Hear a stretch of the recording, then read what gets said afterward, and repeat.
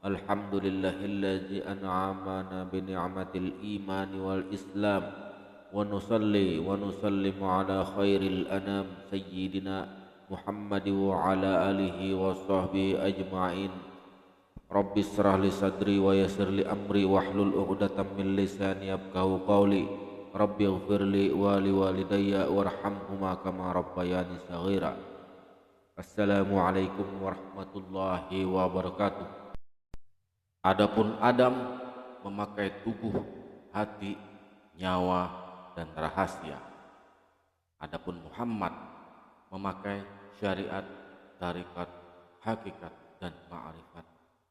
Adapun Allah Ta'ala memakai zat, sifat, asma, dan af'al. Asyhadu an la ilaha illallah. Asyhadu itu tubuh kita, Allah itu hati kita, ilaha itu nyawa kita, Allah itu rahasia kita. Orang yang memiliki syariat dan hakikat dinamai tahqiq, artinya yang benar, dan amanat itu bisa dicabut dalam manusia apabila Tuhan menilik dengan kemurkaannya. Maka peliharalah amanat yang dititipkan Tuhan kepada kita. Inilah tugas berat yang dipikulkan Tuhan kepada diri manusia, yaitu pemeliharaan rohani. Adapun karena nyawa urusan Tuhan, maka lemahlah orang membicarakannya. Yang oleh ahli tauhid, nyawa itu dinamai Rasul yang bernama Muhammad. Dan kepada Muhammad itulah putusnya pengetahuan kita. Tiada sampai kepada martabat pengenalan kepada Tuhan. Hanya Muhammad itulah wasitah, jalan untuk menyampaikan pengenalan kita kepada Tuhan. Ku kenal Tuhan dengan pengenalannya jua, yaitu Muhammad. Dalam hal ini bukanlah berarti kita mengenal Muhammad, tetapi karena hanya Muhammadlah yang senantiasa berkasih-kasihan dengan Tuhan dengan tiada putusnya. Karena Muhammad itu rahasia sifat Tuhan. Dalam peribadatan orang makom hakikat seperti sembahyang, tafakur, dan sebagainya harus melalui musyahadah, dan musyahadah harus melalui makom panah.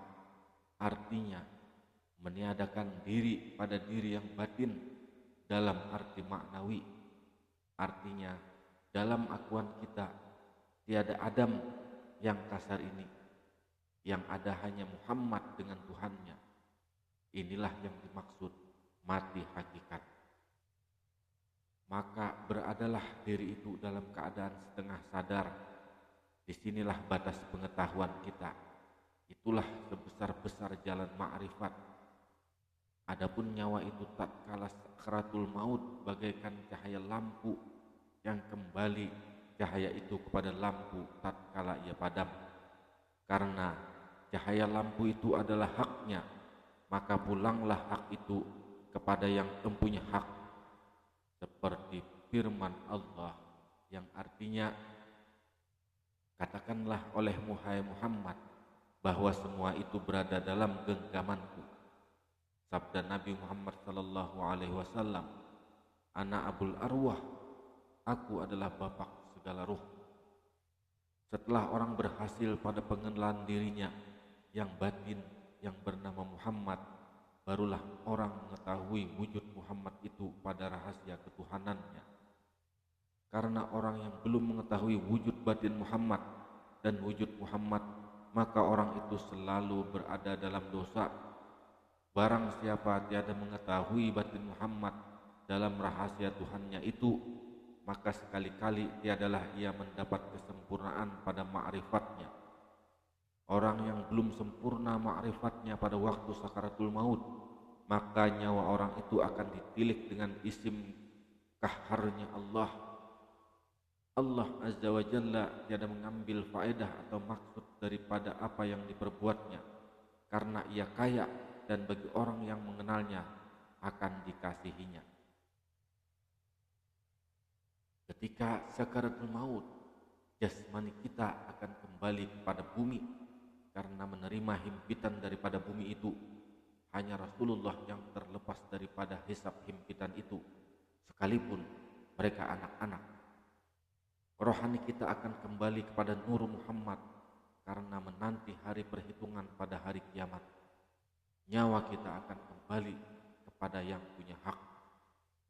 Adapun nyawa itu tiada berkeputusan menerima anugerah daripada Tuhannya, karena ia limpahan daripada ilmunya yang qadim dengan menerima kasih sayang daripadanya. Adapun ma'rifat itu ialah hal keadaannya untuk mengetahui orang yang tiada lepas daripada berkehendak kepada rahasia. Akhir dari ma'rifat itu ialah amal untuk menjalani sampai timbulnya kehendak itu. Tiada yang lain tempatnya menjatuhkan kehendak melainkan kepada manusia. Asal ma'rifat itu ialah akal untuk menimbulkan keyakinan bahwa ia tiada lepas dan pada berkehendak kepada rahasia. Mula-mula ma'rifat itu ialah iman untuk menimbulkan tasdik, karena tasdik itu berdiri kepada keesaannya dan kebesarannya. Hadratur Rahman, yaitu menilik kepada hambanya dengan sifat jamal, tilik keelokannya. Hadratur Rububiyah, menilik kepada hambanya dengan sifat jalal, tilik kebesarannya. Hadratul Uluhiyah, menilik kepada hambanya dengan sifat kamal, tilik kesempurnaannya. Orang yang tiada sampai kepada sebenar-benarnya pengenalan, maka ditilik dengan sifat kahar, artinya tiliknya dengan kekerasan. Musyahadah, bermesralah wujudnya kepada zatnya seperti mesranya cahaya dengan matahari. Pujinya adalah Hu Allah. Sakaratul maut, keluarlah rohani meninggalkan jasmani dengan pujinya Allahu. Tinggallah nyawa memuji Tuhannya dengan pujinya Ah, ah.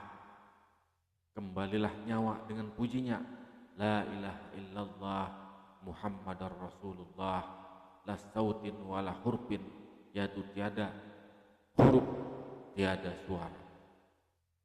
Di dalam jantung itu ada fuad, di dalam fuad itu yaitu lugat, di dalam lugat itu rahasia, di dalam rahasia itu alif, di pucuk alif itu nur. Tatkala roh tabi'i atau nafas yang turun naik itu meresapi pada hati, maka timbullah kehendak.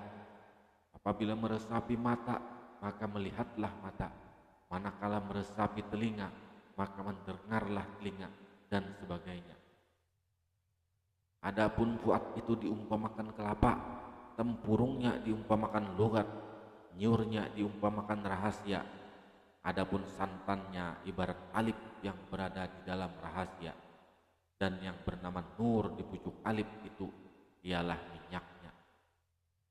Pengertian tasawuf menurut hurufnya, tajrid artinya mensucikan diri dari dosa batin. Sofa artinya membersihkan diri dari maksiat batin. Wafa artinya memasuki sifat kepujian mahmudah. Fana artinya karam dalam laut pertemuan yang gaib kepada yang maha gaib. Demikian. Terima kasih, semoga bermanfaat. Subhanakallahumma wa bihamdik, asyhadu an la ilaha illa anta, astaghfiruka wa atubu ilaik. Assalamualaikum warahmatullahi wabarakatuh.